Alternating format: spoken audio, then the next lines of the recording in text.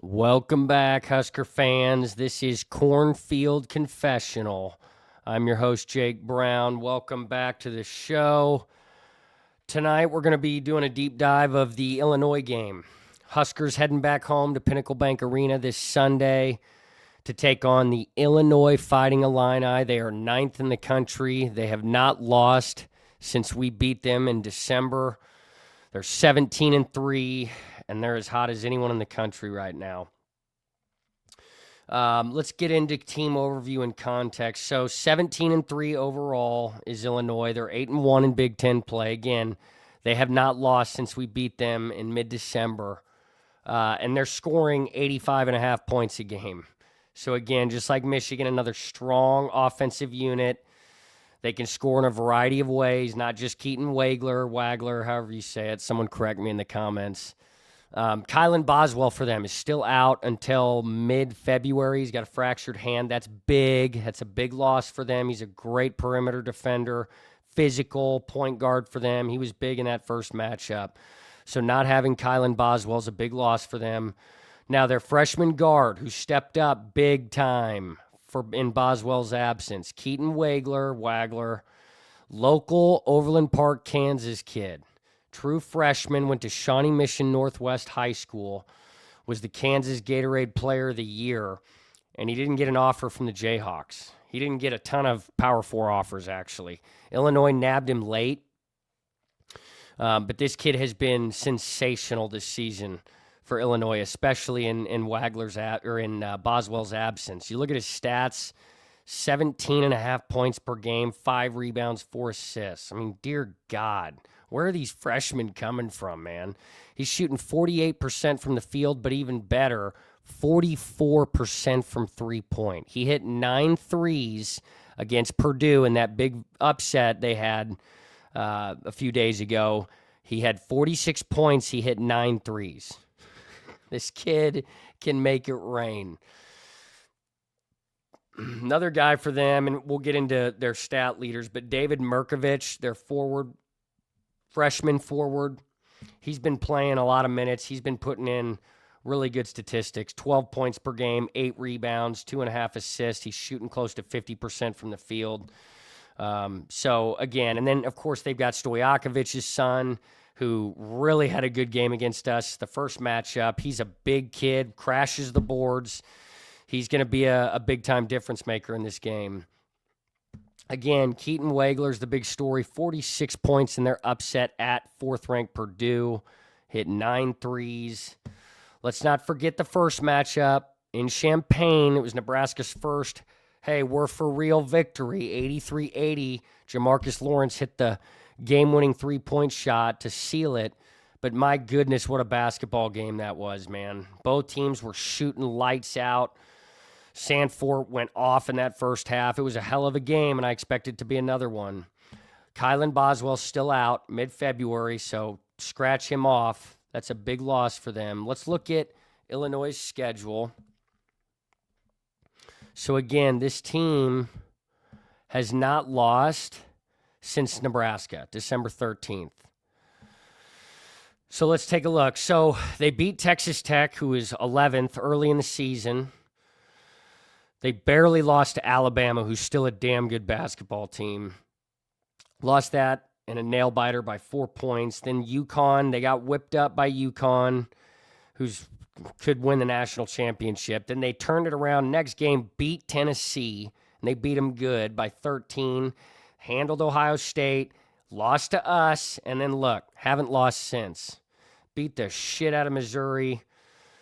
Big Ten play, it's always closer games, but I mean, look at that. They beat Iowa 75-69, then took care of Northwestern, handled Minnesota, slaughtered Maryland, and beat Purdue. And I know Purdue lost again after this one, but that's still a really good basketball team, man. So Illinois is hungry. They're going to be looking for revenge against us. And they're hot, baby. They are hot. All right, let's look at Illinois' stat leaders. Let me pull that up next.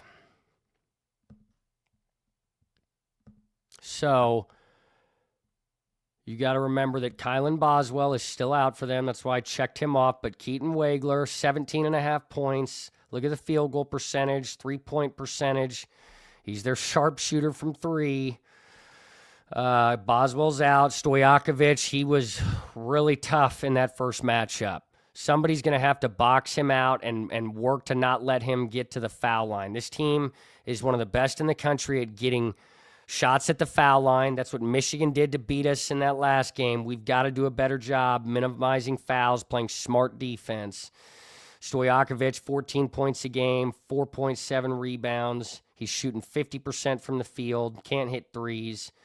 But he's still, he can, but just not at the rate that Wagler is.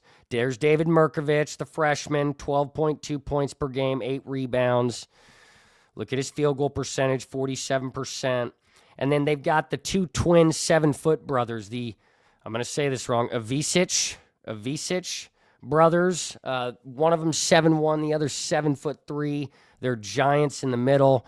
They block a lot of shots. This team averages 5 blocks per game.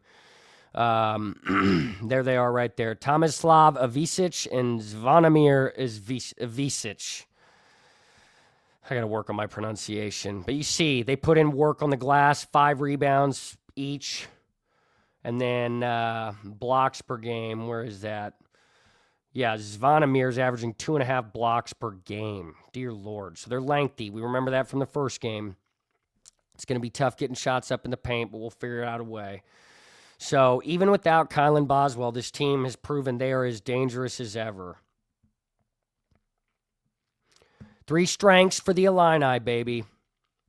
Starts off with Keaton Wagler. I'm saying it wrong. Wagler. Sorry. He's a local Overland Park, Kansas kid. I should do him better than that. But he's solidified himself as, I keep saying it was Braden Frager or Hans Steinbach or Trey McKinney, but no, now, statistics-wise, it's Keaton Wagler, best freshman in the Big Ten. And it's unbelievable because he wasn't he was the Kansas Gatorade Player of the Year, but he was he really started to build momentum recruiting-wise at the tail end of his recruiting cycle. So he was like a mid 3-4 star, didn't get a ton of Power 4 offers. It shocks me. So a great story for him, but he's been so good in Boswell's absence. Boswell's the physical, guy that mans the offense for them, the point guard. He's like a bulldog. He was a pest for them in that first game. So not having him hurts, but Wagler stepped up big time against Purdue and his absence in their last 4 or 5 games. He's averaging 23.5 points per game his last 5.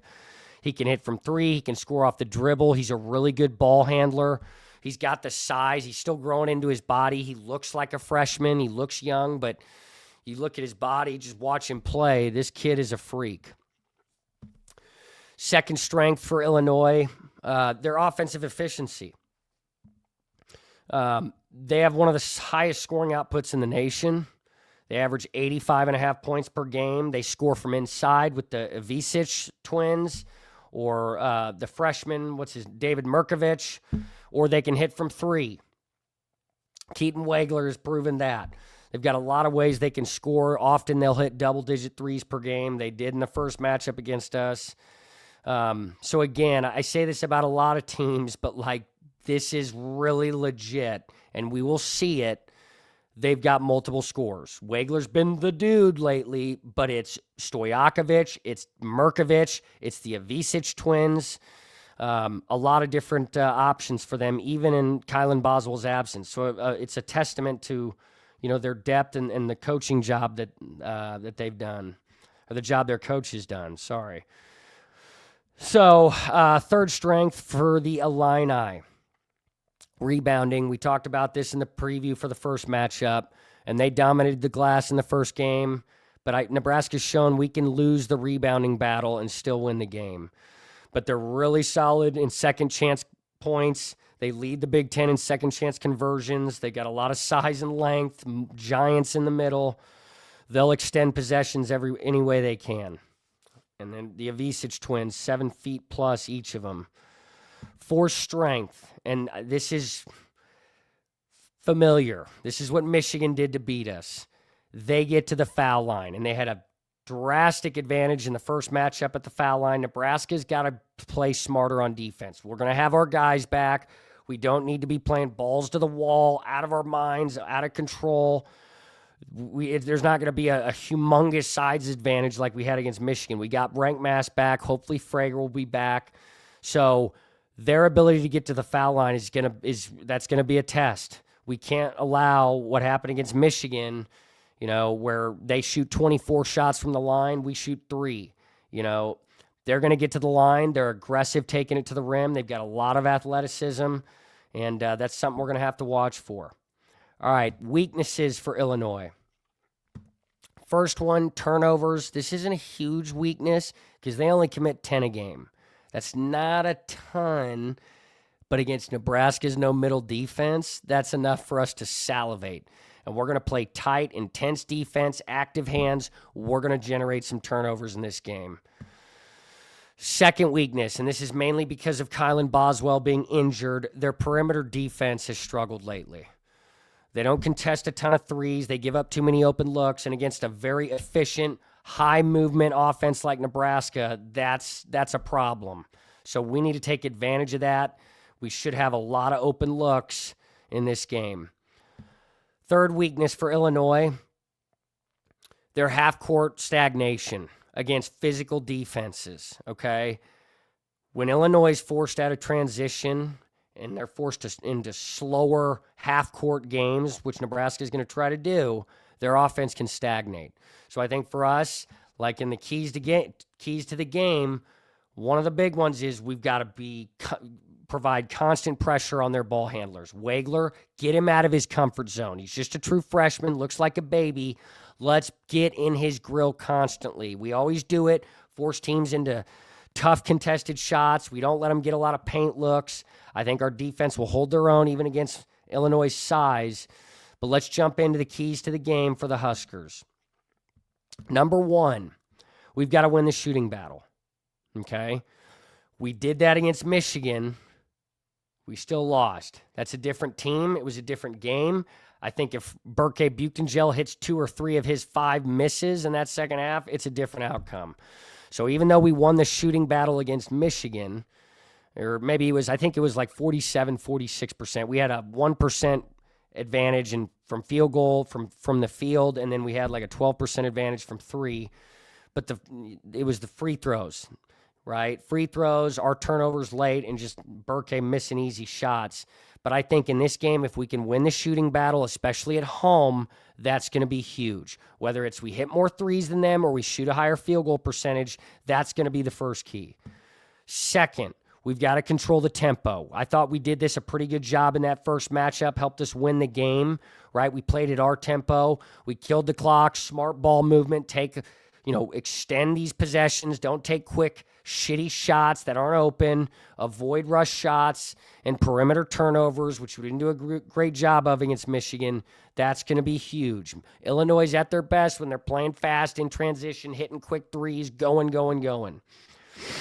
Third key, we've got to neutralize, not stop, neutralize Keaton Wagler. If Nebraska can force him into contested, tough shots, which we will, we do that to every great player we've faced, we're going to beat him up physically.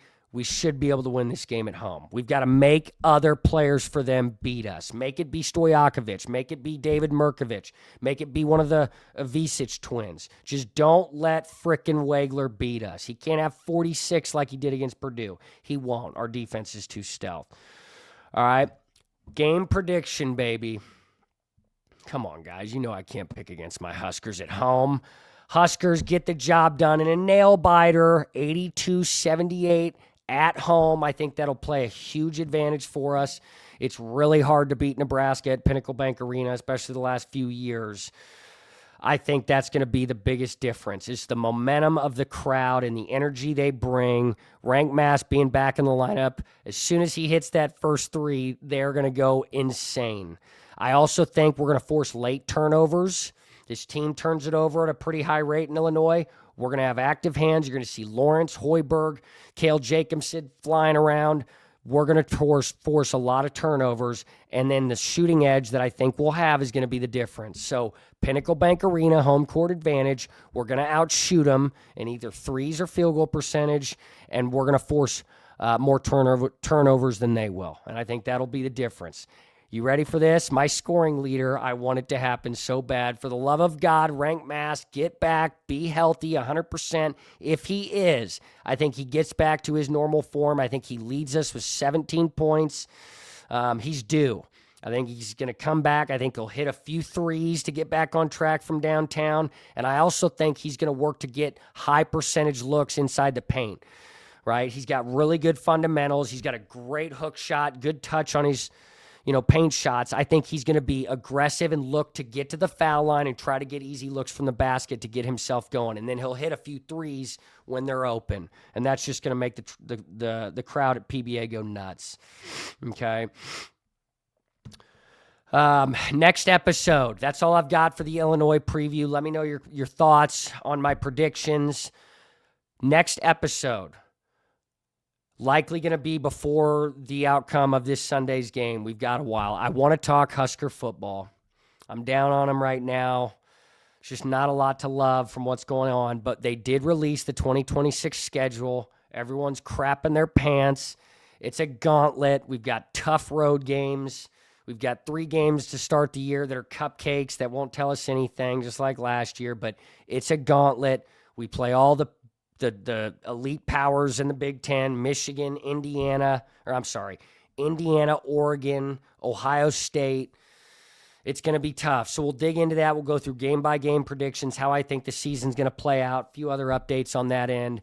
Hopefully Dylan Berryman commits here soon, the big D tackle out of Louisiana. We'll hopefully have some updates on him and Husker recruiting. But thanks for tuning in, you guys.